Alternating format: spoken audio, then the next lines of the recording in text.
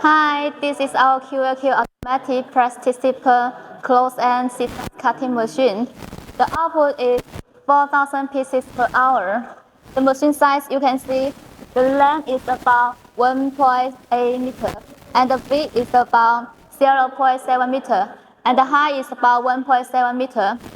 For this machine, number 3, number 5, and number 8 zippers can share one machine, but you need to adjust the zippers channel width.